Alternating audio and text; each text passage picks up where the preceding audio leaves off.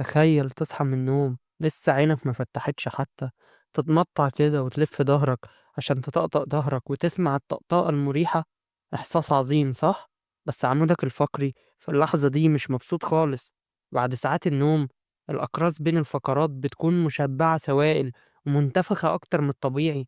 يعني ظهرك أول ما تصحى بيكون في أكتر وقت حساس خلال اليوم.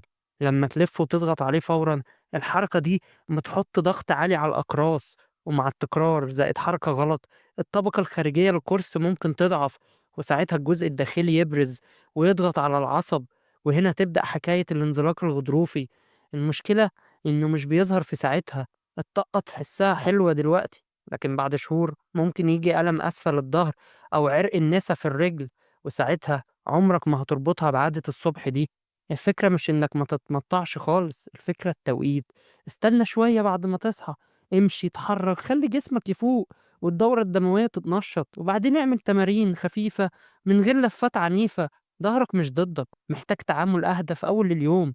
دلوقتي قولي بصراحة، انت من الناس اللي لازم يطق ظهره أول ما يصحى ولا بطلت العادة دي؟ اكتبلي في التعليقات، وما تنساش اللايك والاشتراك والشير. دعمك سبب الاستمرار يا صديقي.